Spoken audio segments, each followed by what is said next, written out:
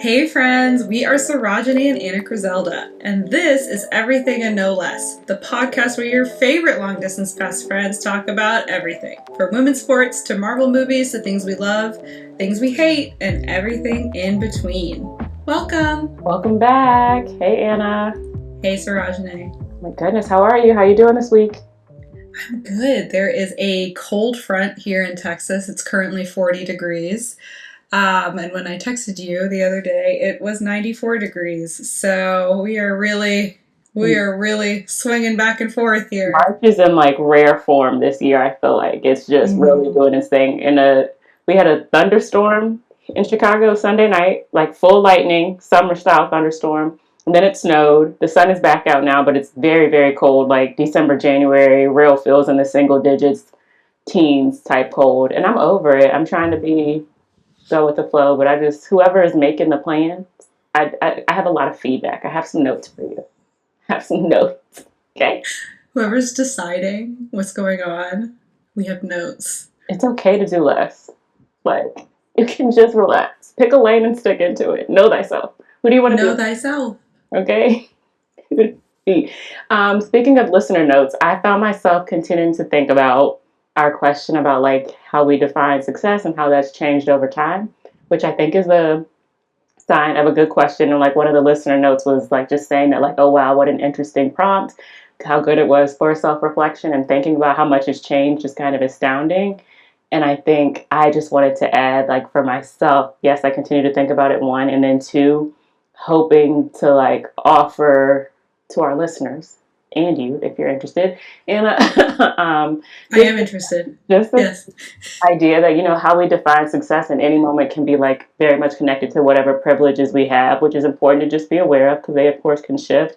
But then also to remember like small wins, because I think often, or at least when I think about success, it can be like really big and really large and like whole scale changes. But sometimes small wins or like daily acts count as success too, right? Like I think we talked a bit about the ability to have autonomy in your day and choose what you do and how you spend your time. Maybe all of your days can't be like that. Like that's probably not realistic, right? There are different pressures, responsibilities that we have, but every time that we get to choose or make a choice based on autonomy and like what's good for ourselves, for our good, like for our well-being, like that's success too, right? So even when we're in a space of like, you know what, sometimes this job dictates what this day looks like, that's okay too. But if I can find a way in a small moment to reclaim that time, some of that time, maybe it's 10 minutes, maybe it's 30 minutes, whatever the case may be, like to give ourselves a pat on the back. Because I think that's success too. And that's all. That is success. I love that. I love that idea. And there's a bar here in Austin. It's called Tiny Victory, and I love the name of that bar. And I think that is, you know, something to keep in mind when we have small wins. It's not only a small win; it's a tiny victory. And I think it's how we spend our days is ultimately how we spend our lives. So it's no small thing. Yeah. Exactly. And being able to celebrate that, like to celebrate our tiny victories, I think is also a form of success when we're in a world that's constantly messaging it to us, like do more, have more, be better, right? Like that's a whole lot. It's a lot of pressure. And so whenever we can celebrate ourselves for where we are, where we've come from, like that's cool too. That's cool. It is cool. It is very cool. Thank you for that listener note. Thank you, listener, whoever you are. For continuing our thinking. Yeah. The story I'm telling in my head is that you are the listener. It's an accurate story. Okay, I did continue to think about it, but then our friend Camille was like sharing when she was listening to the episode, and I was like, oh, okay, there was a listener note that like she appreciated the prompt, and so I'm going to use that to segue into my own additional thoughts. We love Camille, friend of the pod. Camille. Thank you for listening. All the friends of the pod. Sorry to cut you off. Good. We got to give a shout out. I really like your shirt. Thank you. A shout out to another friend of the pod. Our listeners will know Sarah. Sarah saw that you had this shirt on a previous episode of the pod and got me one because she knows we like to match. So shout out to Sarah, friend of the pod. Indeed. Matching promo pics coming soon together. We're still waiting on the opportunity for the collab. We're still waiting. Hit us up. We are. We are. It'll happen. It's going to happen. I believe it. I believe that. Okay, well, as an opening question this week, this actually happened last night, or it was supposed to happen last night, Sarájanée. So the NBA team, the Atlanta Hawks, they had planned a tribute night to Magic City, which is a very famous adult entertainment club in the city of Atlanta. I love that name, adult entertainment. And they plan to serve lemon pepper wings.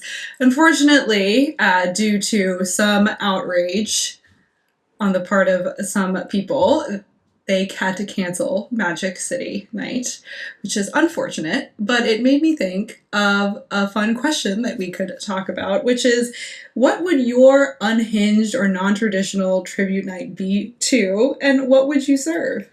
Okay, well, first I want to say, initially I was like, they can't do that. But then second, and maybe this is because I saw like the demographics of the NBA player who was like pushing back. Spoiler alert, it was a white man. I was like, I don't want to be on the same side. Let me reconsider. And so I'm just like, maybe they should have thought about it. Maybe there was room for a Magic City night, okay? But what would my tribute be? Maybe it's because I haven't watched Remember. I think I have several. I think because I haven't watched Remember the Titans in a while, though, I'm like, I want a Wood Harris night. I want to Remember the Titans night. We were dressing up. We were talking in like quotes, iconic quotes from the film. I want Wood. I want Denzel. Like I want all of the main cast front and center on the sideline, court side. But yeah, what are one of yours? That's a really good one because I think that you could very much have like, I would just love to see the like NBA cheerleaders doing the Remember the Titans dance. Yes, yes. The players come in doing it too. Yes, we are the Titans. Yes, that would be that great. Amazing. It's such a good idea. Okay, mine. Well, I thought first about what they were gonna serve. I know you're gonna judge me for this.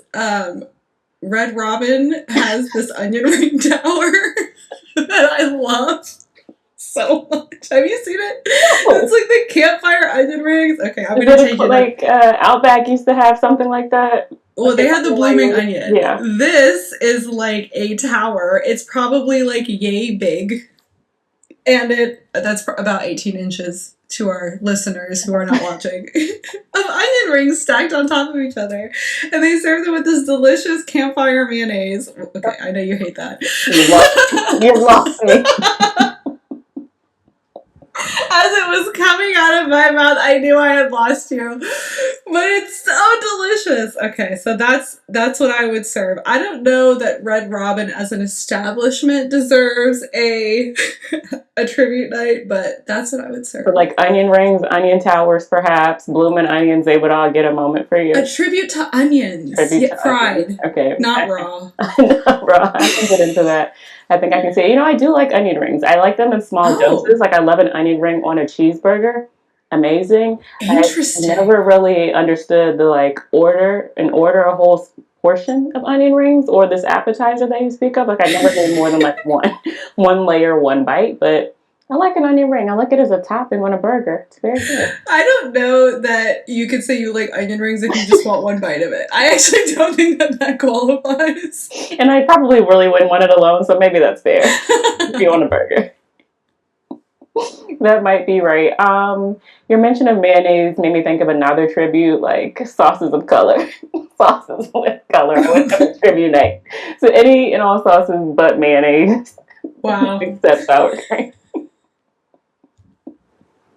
And like Dijonnaise, it's like, you're close. I don't know if you're gonna cut it, but like it's a little light for you. Sauces of color. The Dijonnaise is a little light skin for you. It's flirting with it.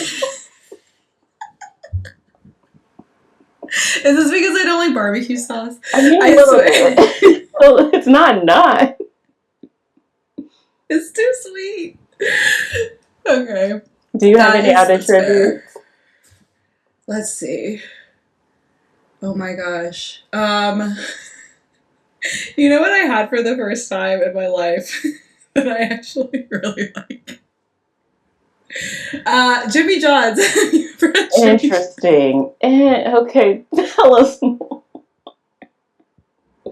In all my life, I'd never had Jimmy John's until like literally 2 weeks ago, and it's delicious. Okay, I bet they are on the decline though. But I love Jimmy John's. That brings up like a great question of like sub rankings, and Jimmy John's is just not gonna top it for me.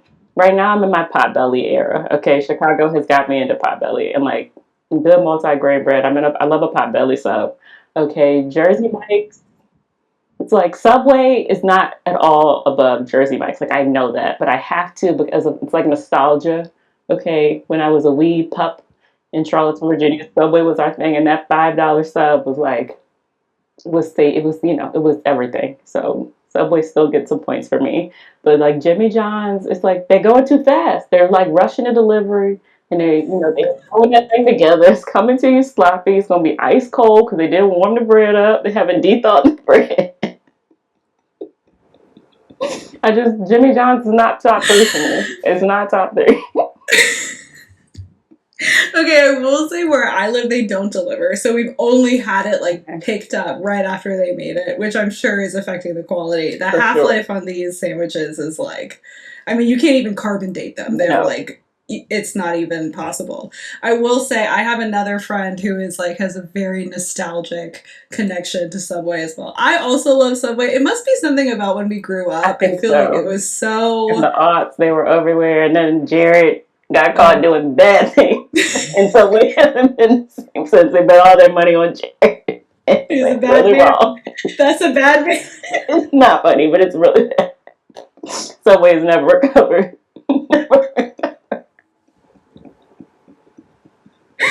Oh my god. He had us all believing though, I will say. He really did. He really, really did. Oh my goodness. Alright, well, this has gone off the rails. Shout out. The Magic City. Shout out to the Magic City. Maybe we'll return to that topic in a more focused manner at another time. Because I do think it is funny. I mean, there are so many things to say about that. A lot of things deserve tribute, though. A lot of them. Yeah.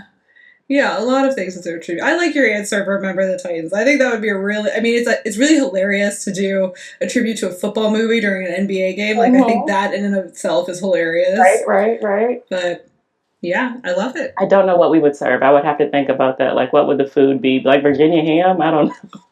I don't know. We'd have to give that a good think. There's not really food in that movie, huh? Interesting. Except, the montage where they're like Titans eat free and they're like shoving pancakes and like breakfast food in their mouth. Mm-hmm. That's the only time I can think of food. So, Mm-hmm. maybe pancakes. I don't know. I love pancakes. Mm-hmm. Do you like pancakes or waffles better? Ooh, both. I probably have had more pancakes in my life, but I appreciate a good waffle. And like a hotel waffle, when it's really fresh and you get control, that always feels special to me. Like the one you make yourself? Mm-hmm. Or like, oh, interesting. Mm-hmm. I don't have good luck with those machines. They turn on me. You gotta talk to them nicely. Just gotta say, I'm your friend, I come in peace, thank you in advance for giving me this waffle. I have not tried that, I will say, but maybe I will. But I like both. I appreciate both. I don't like anything I only like blueberries, fruits in my pancakes. Really only blueberries in them. Other fruits can go on top. Berries, I mean by fruits, but I'm not like a really adventurous pancaker. What about you? I know you won't like this. I do like chocolate chips in my pancakes occasionally. But other than that, no, I like them plain. Okay, what upsets me is when I get a blueberry pancake and I think blueberries and chocolate chips are like near each other in the line and there's like a surprise chocolate chip. Awful. Throw my whole day off. Not really, but at least a good 5 minutes. Like the rogue chocolate chip. Don't need it. Don't need it. Don't need it. Don't need it. Okay. Well, I had a topic on friendship that I was thinking about. Do tell. So this past weekend, my good friend Sarah, friend of the pod, was visiting, and we were talking about all of the times that we had early in college. I won't say the year because I feel like that is carbon dating us. Go back and listen if you want to know. Go back and listen. You can put the pieces together, make an inference, if you wish. But we were talking about, the times that we were like living in our first year dorm, all of the people who were around. She has like a very good memory of like the people who were like, she knows their names still. I guess we all have things in our brain that we can't really delete, but it made me think about how, did you ever like, are you ever in a situation, I'm sure everyone has been in this situation where like there is someone who is like either an acquaintance or a friend who is like telling a story about you, and like it's kind of an embarrassing story, and like you're kind of like, ooh, I hate that they're telling that right now, especially like in front of like a group of people. Mm-hmm. And it made me think about this idea that some people have room for you to be multiple versions of yourself without necessarily reducing you to a certain version of yourself. Like for example, Sarah and I were talking about all of the fun and silly times we were having, but like I don't think that she thinks of me as someone who is only that freshman in college who was like doing X, Y, and Z. We won't name it here, but but do you know what I'm saying? And I think when friends like that tell stories about you or you're reminiscing, it lands quite differently than friends or acquaintances who are telling a story about you where it kind of like invokes a feeling of like shame or like, oh my God, I can't believe I was like that. So. No, that's so interesting, and I really appreciate the reflection. And I think the distinction that you drew there about like how does it feel when the story is told, right? Like, and I'm sure that's about more than even just the moment in which the story is being told, right? It's like tone, language. It's probably, is this the only story that's like consistently told about us, right? That goes into it, and yeah, there's just a lot I think that opens up about like how we maintain friendship here, right? And I'm sure, like I know I have experienced it, and I like hate to say, but I'm sure that I've like done that to friends too, right? Like whether I was like, oh, this is just really really funny to me, or whatever, whatever my intent may be. But I think that comes from like knowing people too, right? Like you can kind of like as we know people and like develop in friendships, we like get a sense of, we get the backstory that goes in or that comes behind like why would they tell that story right now? And even if that's not all visible in the moment or not visible to the other people in the group, like as we have learned about them or seen them in other moments and whatnot, I think that also informs how we experience it, right? Like why would they be telling this? What do they really think of this? Yeah, and also just like this idea of maybe passive aggression. Like, I don't know if that's exactly what you're saying, but that's something that's coming up for me too. Like, I think there have been moments when I've seen this and not even necessarily been the person involved, and it's like, oh, this is not just about this particular like story or feeling, but there's something else between whomever that like hasn't been discussed yet, and it's coming up here, and like that can be hard to even just observe. I think sometimes.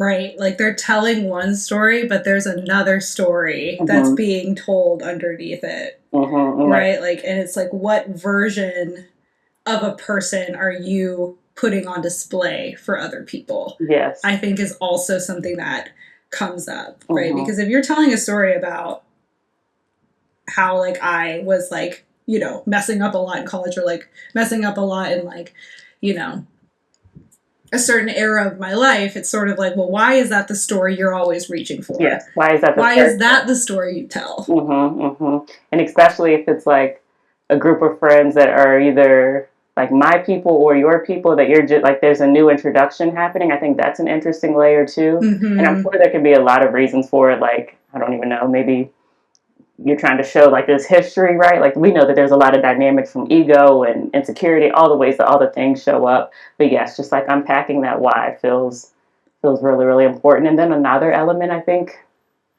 too is like when people like the judgment, the way the judgment can come in, like the almost the misuse of I statements, like, oh, I would never do this and I would never do that. And then they're like continuing to tell a story and it's like, okay, that's becoming, you're letting me know how you feel about that, but that's still like kind of rooted in judgment and Right. doesn't feel Or they safe. say like, I can't believe you did that. Yes, yes, yes. It's like, well, with the wisdom of hindsight that we all have now, like, please do not hold my early 20s against me. Things, my Right. frontal lobe was not formed. I was doing my best. I know I was doing my best at the time, even if it was not the best that I now hold or know or would like aim for, Mm-hmm.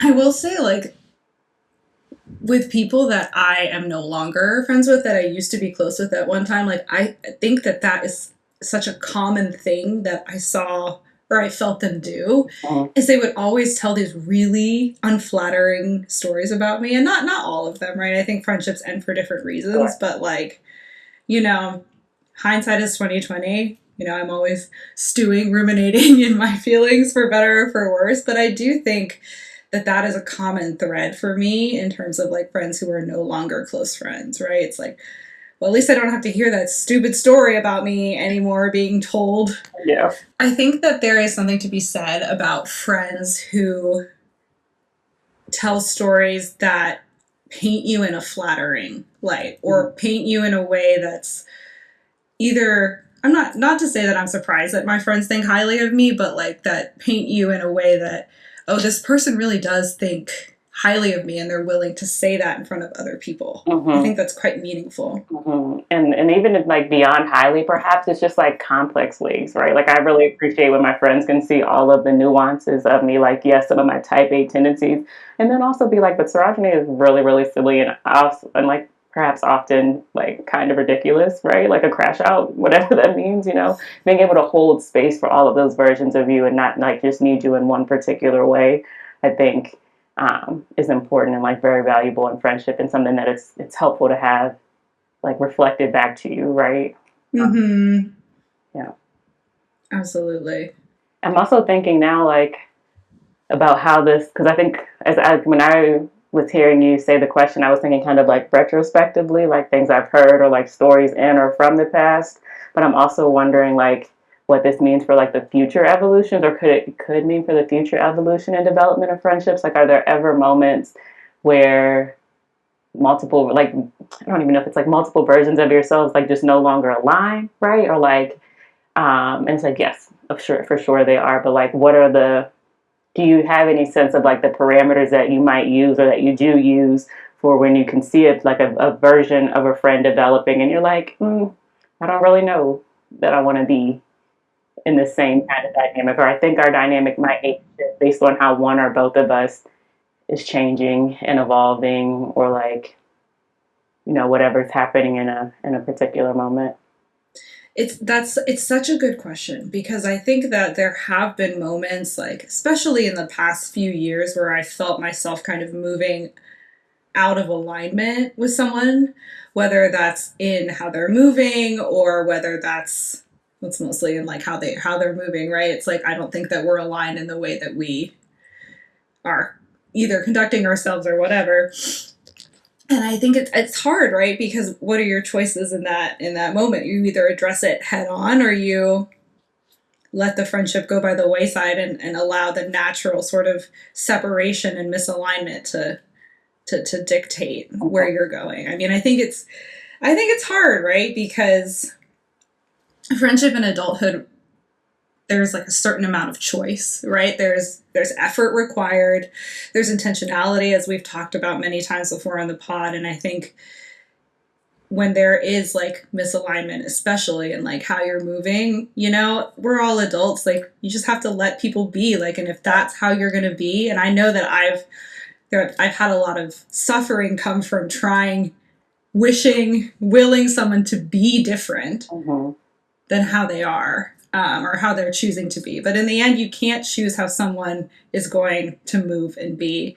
And in the end, you might just have to let them go. Yeah, no, very, very, all very true. And like the point that you made about like the suffering I've experienced, right? Like maybe that's a parameter or a noticing of like, oh, am I forcing this? Because that's what also came to mind. I was like, yes, whenever I'm like forcing something, I don't want to do that. And I think it becomes tricky for me too, because especially close friends or closer friends, I like to consider myself as someone who's like loyal and like willing to like bear witness and be there. But there are times too where it's like, oh, okay, like, am I being loyal and being true and bearing witness, or am I like subjecting myself somehow to suffering, right? Like, and I feel like I'm speaking kind of abstractly because I don't think I have like a specific example, but like that's just a parameter too, right? Or like a tension, I guess I think can come up with it, right? Where it's like, oh, I've been friends with this person, we've been through a lot of things, I want to like maintain the friendship and maybe as it lives right now, as there or both of us are moving right now, we just, something has to give. And that can be okay. And like maybe the like radical act is like just acceptance and being like, we're going to still be and wish each other well, but maybe like we're going to send those wishes from like further apart. Far away. Yeah.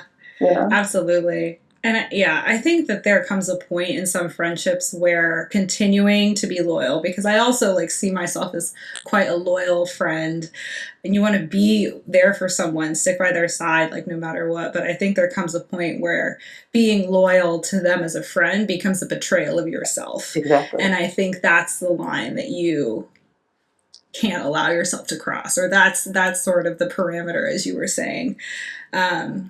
And it's, it is sad, but I think that there is, thinking about the friendships that have ended, like, I think that I personally have been trying to make space for this idea that I'm grateful for the years that that friendship existed and everything that I was able to gain from that friendship, all the things that I made it through because of that friendship. And I think, you can be grateful for the time that you had while still grieving that it's no longer there. Yes, absolutely. That's very well said and so like beautiful and poignant.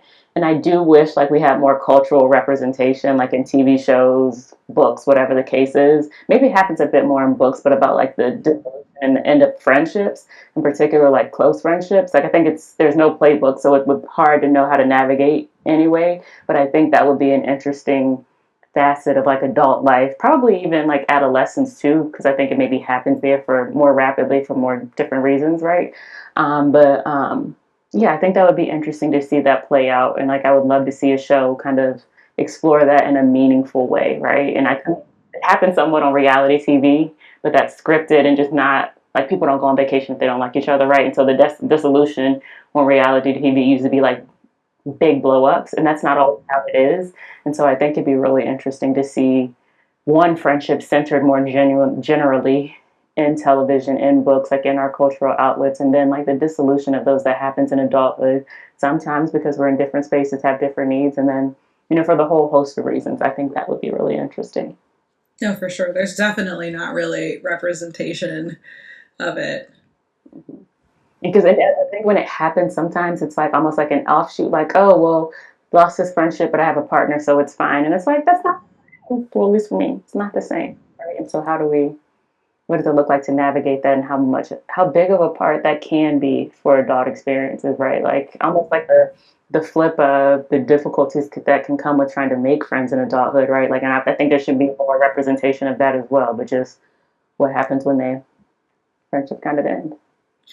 You're so right, though, in that, like, it is portrayed a lot in reality TV, right? It's like, oh, you can't be my friend if you're her friend, and we're screaming at each other, and we're not friends anymore after this, right? Very Real Housewives style. But I think that the drama of it and the sort of like exaggerated nature of it doesn't allow the space to take a friendship breakup in that context seriously, because the reality of it is so much more complex and layered, and like what happens if you're friends with someone for decades and then you're no longer friends with them. That's not what's happening on these shows, right? Like these people know each other for like 2 weeks and they have a crazy blow up, and it's like everyone's talking about it, but that's not really what happens in life. Right. So right, and that doesn't allow space for what the grief actually looks like, right? When it's like, oh wow, we usually spend birthdays or we talk to this person about this, and now I'm not, and like I can be okay, but also still be sad, and just holding those multiple truths, what it looks like to walk through that, and yeah, just carry that. I think would be really interesting.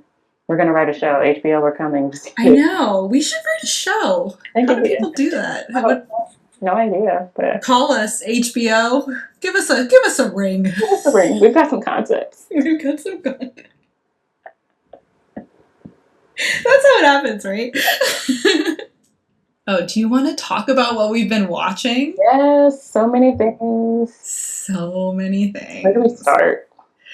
Did you watch the Bridgerton finale? I did. I'm glad that was about to come off really snarky with to say I'm glad it ended. It had to end sometime. No, it felt like it took a long time to get there. It did. I mean, I feel at the end of every Bridgerton season where I'm like, it was fine. Mm-hmm. Yeah. Did you catch the wedding scene at the end, or did you miss it? Did I catch the wedding scene? Maybe I missed it. Okay, there's a post-credits wedding scene in Bridgerton. Okay, I probably missed it. See, I missed it, and then I was seeing pictures from the wedding. I'm like, they didn't have a wedding. They Right. had a wedding at the Okay. very end. I'll go and check that out. I think the ending always happens in Bridgerton where like it's like really, really slow and then it's like, oh, all the pieces just come together. And it's like, so the stakes were never really that high. But we were supposed to believe that high because it took 9 hours to get here. Right? Like that's just a little frustrating moment. Did you know that the evil stepmom in Bridgerton, the Asian one, that's Cho Chang from Harry Potter? Did you know that? No! It's Katie Leung or Katie Leung. I don't know how you say it. Isn't that crazy? That is crazy. Interesting. Okay. Shout out to things, drama set in the UK. Set in the UK. And like I think they tried to make that character a little bit more redeeming and explore like why she was so resentful. But I was like, no, you can't just resent a kid. Like, and I don't know. They weren't successful, I guess. But I'm like, maybe this is a moment about men too. Because like, how dare you get married and then be like, oh, by the way, I got a single kid. Like, huh? That's a big deal. That is a big deal. You cannot just spring a child on someone. Mm-hmm. It is a big deal. It is a big deal. Mm-hmm. I don't know. I don't love her as the villain, but that's all right. What did you think of the mom's ending? Violet? Oh my gosh, she might have to remind me. So she's like breaking up with... She broke up with the bald dude? Well, he broke up with her maybe because he was like, you're not really ready? Like... Yeah, it was kind of mutual, but she was like, I've got to get in touch with my wild side or whatever. Something like that, yeah. Again, I think it makes sense. Like, I think they're trying to show us more for her character, but it's also like, couldn't she have just started there? Like, this is a grown woman that has like 7 kids, has finally kind of processed the unexpected death of our husband, and now she's just like, oh, wait, I'm a lady, and I don't want to be a lady. I want to get back in touch with my wild side. Like, I don't know. I'm just...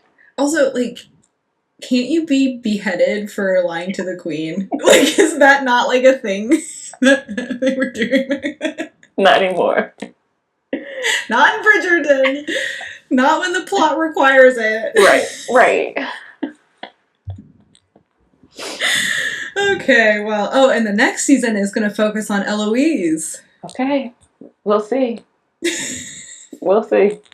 I just know there's going to be 4 episodes of her being like, I want to be a spinster. And then... I can't. She better come in being like, somebody got my attention, I'm ready to rock. You know what I mean? Or not. I just can't do the will she, won't she. Like, just stand in your truth, Eloise. Whatever it is, stand in it. Okay? It's not that deep. It is not that deep. But yeah, we'll see how it goes. Is it coming back out next year, or will it be later this year? I don't know. I'll watch it, though. Yeah, I will, too. We know that. I was talking to someone about how, like, maybe it was you, that would be funny, how long it takes for shows to come out now, right? And, like, and I don't even mean it from an instant satisfaction kind of pace, but I just feel like 1, 2, 3 years between shows, it's ridiculous. Like, cheapen, is that a word? Make the budget smaller, do a little bit less, like, I don't know, keep it rolling. I mean, Euphoria, we're looking at you. Right. It's been years. Is it really necessary? Right. What's the point? What's the reason? What is the reason? Okay, staying in the world of Netflix, though. The Night Agent. First of all, I want to thank you because I asked you to watch this and I told you that it was not going to be an enjoyable watch. So thank you for doing that. Oh, God. I love The Night Agent. I hate The Night Agent, and I love The Night Agent. It's so bad. It's like, it's not the worst, but it's quite far from the best. Very far. It's like, I know what it's trying to do, and it's just not doing it. No. There's like, at this time, and maybe I said this on a previous episode, so forgive me for being redundant, but I was like, I had to stop at 10 minutes in. I was just like, I know y'all didn't just do that. And spoiler alert, they like introduced some black characters just to kill them, like completely unnecessary. Spoiler alert. And I'm all like, the black people die in Night Agent. Released it in February, Black History Month. How dare you? New rules. For no reason. You can't kill off all the black people in Black History Month. Release your show in a different month. Release it in a different month. Like it's not only that they died, it's that they died and it didn't affect the plot at all. At all. At all. At all. Like, Peter mentions it one time. Right. His longtime boss, who is the only person who trusted him for the first 2 seasons, is the only reason that Peter is still allowed anywhere in the United States, is this woman. She dies, he's like, I'm sad. That's it. I don't understand. What was the reason? There's no good reason. Like, but then speaking of Peter, like, there's plot armor and then whatever he's got. He is not that tough. Like what? This man could get bombed underwater, trapped in a seatbelt, and he's still okay. Like, are you kidding? Like, I swear someone shot him right in the chest one time. And he just kept walking. And I was like, I'm so sorry. Oh, did you like the evil banker being the HR woman from Hacks? Yes, very good. I was like, they really made this lady a criminal. Right. Oh my goodness. And then she was running through, what is it, New York barefoot or whatever at some point. I'm just like, I would have, you know how some people have no nudity clauses in their scenes? I would have no barefoot running in the sea. Like, I'm not doing that. I could not have images of me in perpetuity just running barefoot for any city and, like, risk there being no context. Like, I can't do it. Can't. What will people think? Is there going to be more Night Agent? They're coming back again. I bet they are. I bet they are. Mm. It's so bad. We'll be watching. Right. Another thing that just didn't need to happen. The wealthy man who's like simultaneously really bad, but then also was an FBI informant at some point. The new lead woman, her dad. So they announced that he has cancer. Just hit him in the head. Not to be whatever, but like, if he was like, I've just been through chemo, why did he still have a beard and eyebrows? Like, okay, that's the first thing.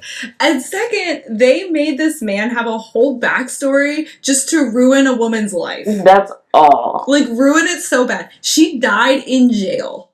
Like, I can't. Abysmal. Like, she just loved this man. And that was her only crime. Like, I have no words. It makes no sense. It makes no sense. See her again? Just no. Caught out here, real bad. Real bad. So bad. Mm-mm. So bad. I will say, we were upset that Rose wasn't included at first. Ultimately, I'm like, Rose didn't need to be no parts of that. Leave Rose in California or wherever she is, like, My headcanon is that they gave the actress the script and she looked at it and she was like, this is a no for me. Like, I think I'm good where I'm at. Right? I'm good.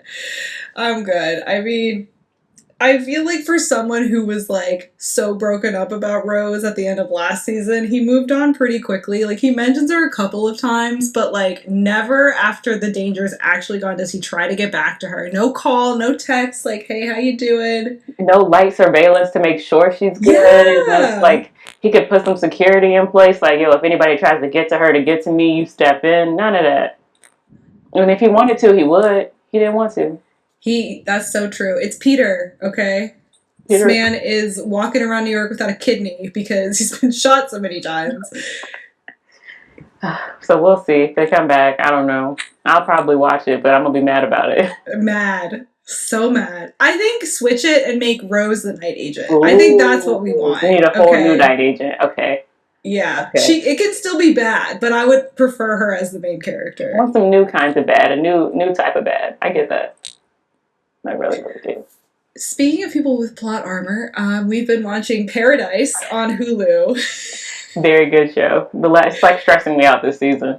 The stress, the distress. I feel like the writers were like, oh, people really liked episode 7, which was extremely distressing. So clearly what we need to do is cause a state of constant dread and distress in the viewers. I don't think so. Like, it's very distressing. It's really hard. I mean, did we talk about the episode where Shailene Woodley, her character, gives birth? Like, have we talked about that on here? We haven't talked about that. I mean, like, rip my heart out. I think I told you, I texted you, I was like, I think I quit TV. Like, what in the This Is Us emotional heartstrings between the horse only coming up to the date? Like, are you kidding Oh me? god. How dare That you? was that's the moment that got me when the horse wouldn't leave the grave. That's my problem. I was like, oh my god. It only left the grave when it could like Go to sniff the her baby. baby. Like, bro, oh come on, wrecked me. I was like, I actually might not be fit for TV anymore. I can't handle it. It's just like they're like, what is the worst possible thing that can happen right now? Mm-hmm. And then they make it happen. Mm-hmm. You know, it's like, oh my gosh. It's really, whew, it's a lot. It's a doozy, but Xavier Collins, aka Sterling K. Brown, has the strongest plot armor, maybe of anyone in television other than, what's her name from Handmaid's Tale? June. Yeah. Sterling, yeah. Xavier is like right up there right now.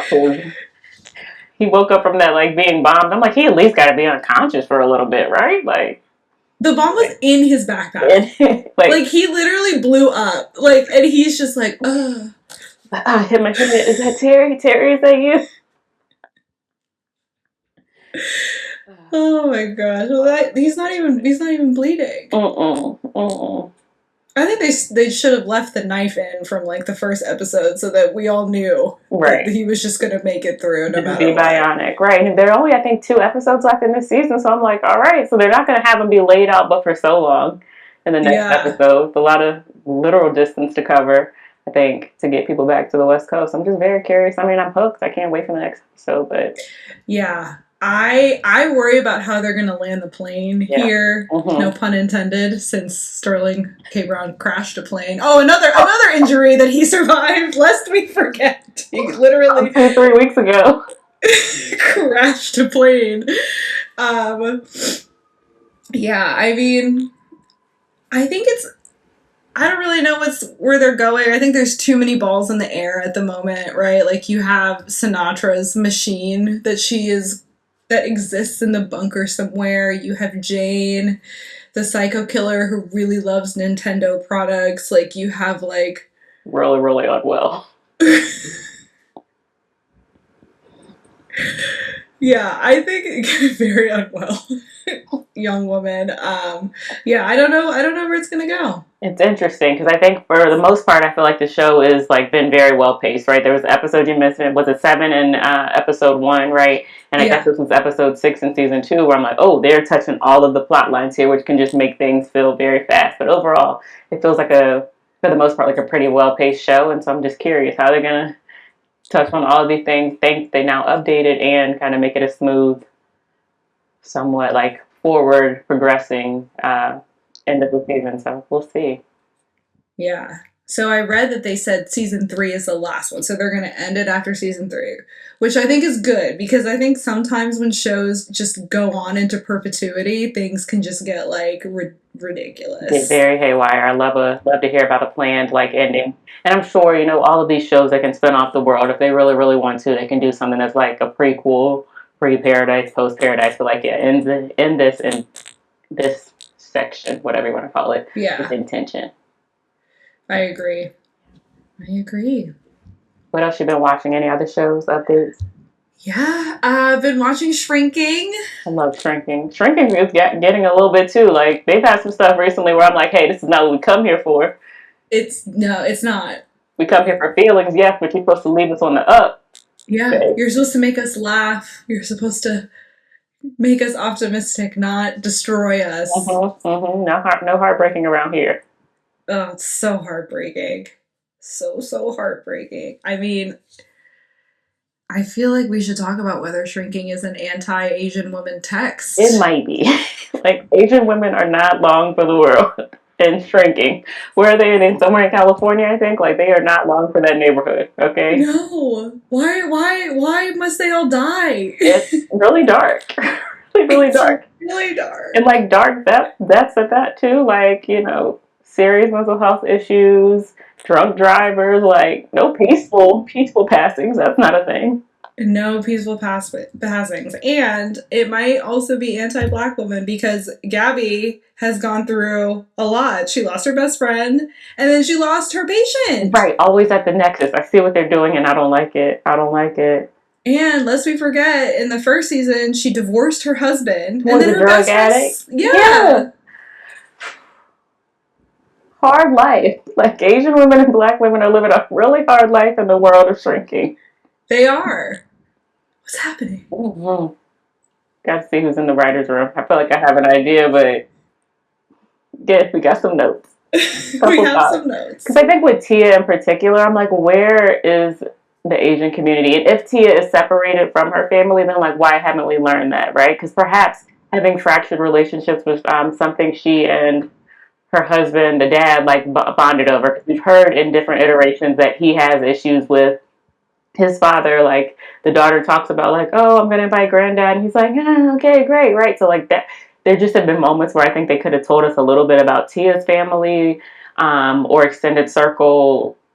Where are they? Why are they not around? I told you, like, I don't believe that like the Asian relatives would have been like, your daddy's doing what? It's been 9 months and he got more strippers in the pool. No, like they would have been like, we got to have a conversation. We coming to get you. Like Right. somebody would have intervened.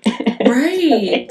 You know, There's just none of them are around. it's very siloed, right? So like, Very siloed. and even if Tia wasn't close with her family, like she wasn't involved in anything that was like Asian culture, you know, like nothing. Yeah. Yeah, it is. I mean, the only person from her side in the whole thing is Gabby. Yeah. So it's suspicious. Yeah. It's very suspicious. Right. It's very like I don't know what the like drama tech show is. It's like just very individual, like very siloed, like not fully developed, fully formed. For her to continue to be like such a center part of the show, right? Like grieving her, how she shapes different characters' experiences. It's like, so why don't we know a little bit more about her? Like we get flashbacks of her singing lyrics incorrectly, which shout out to us who make up our own lyrics, love that for us. But you know, that's all we get. That's it. All. We need more background shrinking. We need more. We do. Do you want to do this week in women's sports? Yes, a lot of good things going on. Okay, FIBA World Cup, Women's World Cup. The U.S. is down there in Puerto Rico, I think. Just rolling through teams. Have you seen any games, any clips? Yeah, I saw New Zealand. I saw them play Puerto Rico. I think I saw them play I saw them play Nigeria, I believe. But yeah, I've been watching it on and off. It's really, really cool to see. I feel like it's all unrivaled players except for Caitlin. But it's really cool to see the team working together, working well, dominating. My favorite performances have been by Paige Beckers and Ryan Howard. I feel like they are lighting people up. Yes. I love there's so much that I love about Ryan Howard, but when she like takes a shot, like especially early in the shot clock or in transition, and like the only person that's doubting whether or not it's gonna go in is like her. Like you can watch. There's a three that I have in mind, but like the defending team, and I don't know if this was New Zealand or Italy, but they're all like, oh, another one, and she's like, ooh, is it gonna go in? It does, right? I just love Ryan Howard's like reactions. So good. Highly relatable for sure. But yes, they're gelling. They look very good. It's really exciting to watch them. Kind of do feel for the other team because like ostensibly they're the best players in their country or among them, and it's not the same. It's really not the same. It's not the same.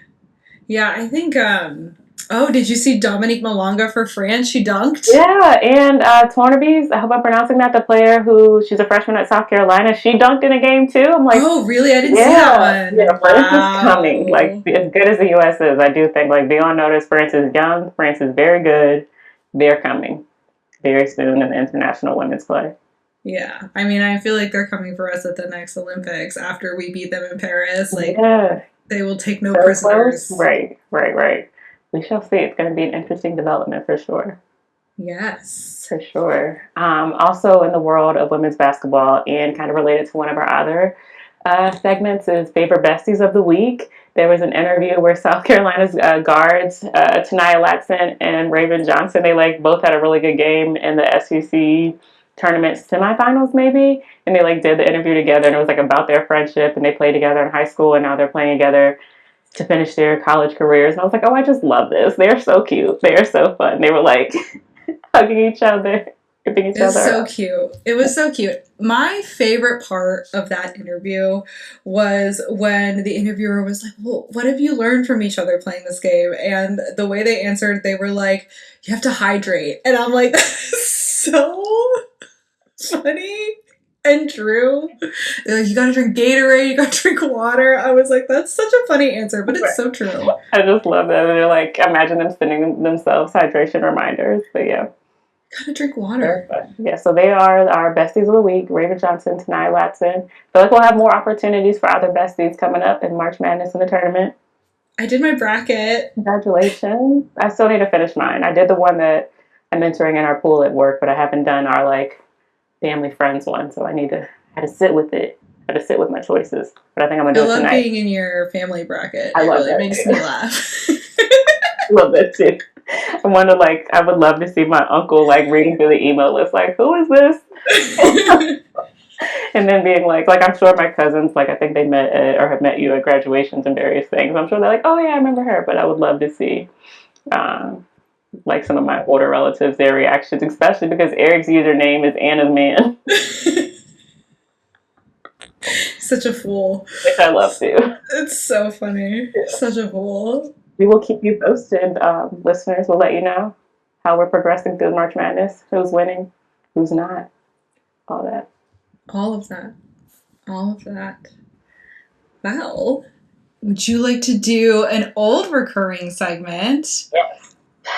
We'll do a quick fire. Would you rather? Some of these are so funny. Okay. Okay, I can get us started if you're ready. Yeah. Okay, I know your phone wallpaper is very important to you. It says a lot about like what you're, proud of at the moment, what you're going to for support in the moment. So would you rather let your dear Eric set your phone wallpaper for a month? Whatever he chooses, it has to stay there, or he gets to choose everything about your outfit for one event. And it's like an important event. I don't know what, like if it's a friend's wedding, a family, something, but it matters and he gets full reigns, full access to the closet, can buy new things, but he gets to choose the whole outfit?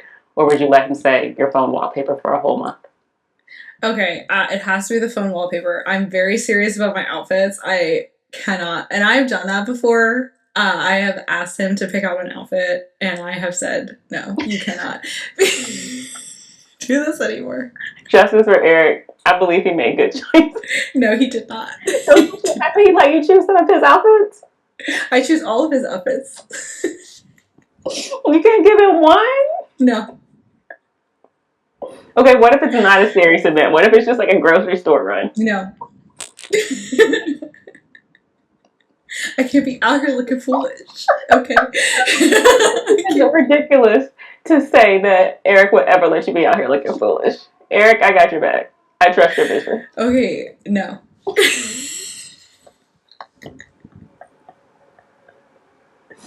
Okay.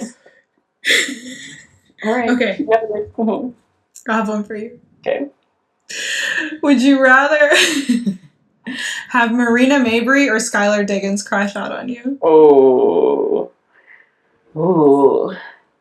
This is interesting. Okay, because I'm gonna walk through it in my mind. If Marina is crashing out on me, it's gonna be loud and like very like, girl, where did that come from? But if Skylar Diggins is crashing out on me, I feel like it's gonna be a slow build and I'm gonna know it's coming. But this might like really ruin my pride, right? Like I think about her telling Natasha Heidemann like, "Shut up, you still like me," and they're like on court, and I feel like Skylar would just say something like that would really stick with me for days and weeks. With Marina, I'd be like, "Oh, girl, no, I'm just walking away from you like that. Don't talk to me like that." So maybe I'd rather have Marina crash out on me. I think I get over it faster. Yeah, I agree with that. I mean, I think Skylar would like find things out about you and then use it on you. Like, I think she would listen to the podcast and then she would say things that she heard and she'd be like, I'm gonna throw mayonnaise on your food. She would say something that would really cut, like, "Oh, you don't got no left hand. Your left hand is weak." And then you'd be like, "What do you mean? You don't have to talk about it like that, right?" Like, she would bring up your worst game ever, like your worst loss ever, and Yeah. sit on that, and then like hit you with a really nasty move too. So you're like doubly upset. Doubly upset. Okay. And I guess if Marina chooses us, like something's gonna go into her crash out jar and that's gonna go to charity. So there might as well be an extra benefit.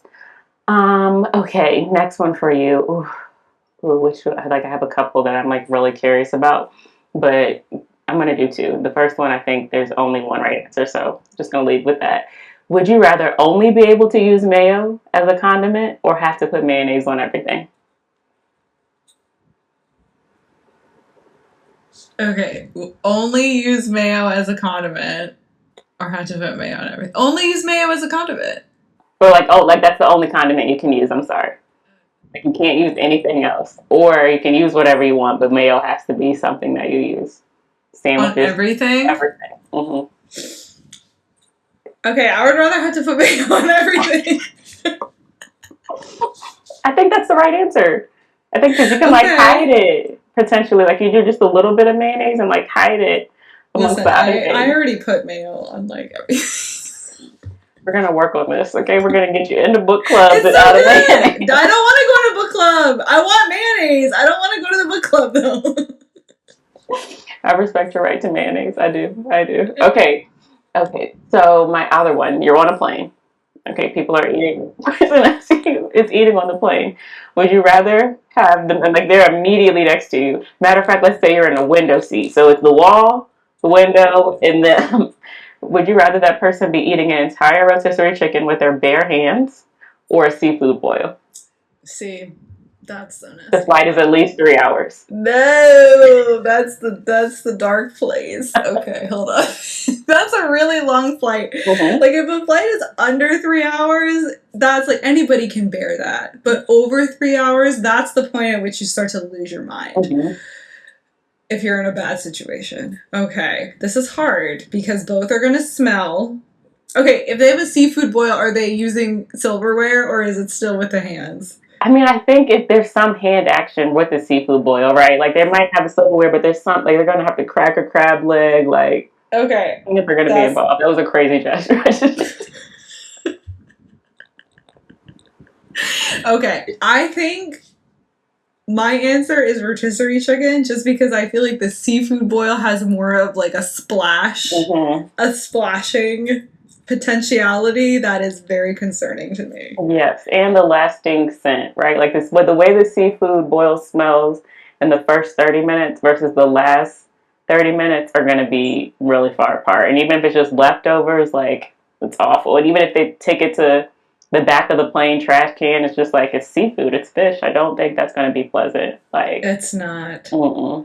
Which one No. would you rather? I'm also going rotisserie chicken, and I'm going to Yeah. be disgusted. Like I'm going to be horrified. Like, and I'm just telling myself that they have to wash their hands. But if they're sitting there like greasy hands the rest of the flight and like touching Yeah. things, I'm going to Oh be my god. They're gonna horrified. put your tray table down for you. Maybe they're passing my drink. Really don't want it. I don't want it. Mm. Oh my god. So the seafood boil thing actually happened. Did you see that? Someone went on a Spirit Airlines flight with a seafood boil. Of course, it was Spirit Airlines. That's like no couth. Okay, like where's your commitment or responsibility to the social contract? Come on. Come on. That's awful. Like, I don't even think you should pack a seafood boil to like take to your final destination. Maybe if it's in an insulated cooler, super, packed up so nobody knows. But otherwise, like seafood boils have no spot on an airplane.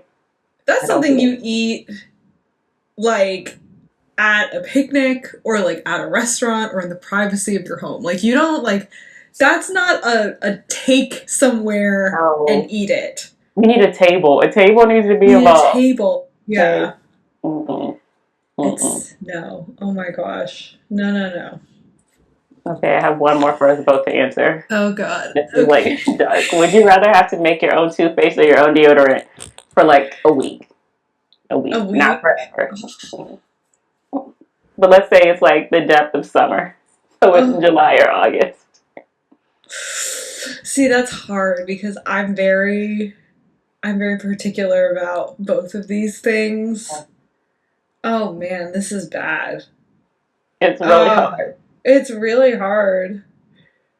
Um, okay, I think I'd rather make my own deodorant. I think so too. Because like Yeah.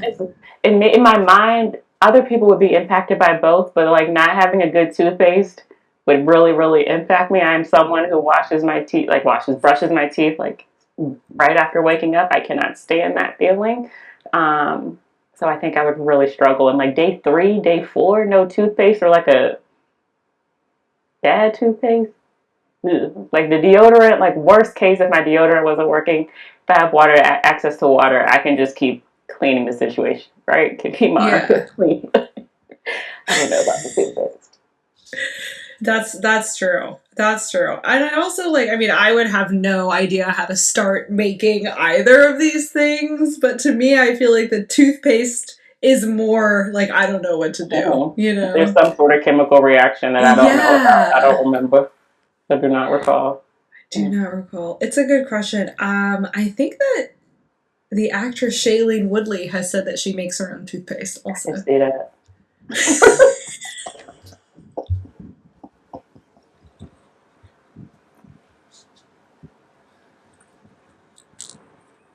I can really see that. I don't understand what would possess you to do. I get it. Whatever, chemicals, the modern world. Maybe I can understand it from an intellectual perspective, but I just don't. I don't understand it really. It would take a lot of pre-study for me to be able to do that, right? Because I do not feel like I'm someone who's qualified to pull that off. So right, it would take a lot of pre-work. It would. For sure. Anything else on your mind? Anything else you want to talk about before we go? No, I think that's it. I think that does it for episode 27. No, okay, it's episode 26. I said it with such conviction. Sounded right to me. It sounded right? So that does it for episode 26. If you liked this episode, share it with your long distance best friend. Thanks for listening.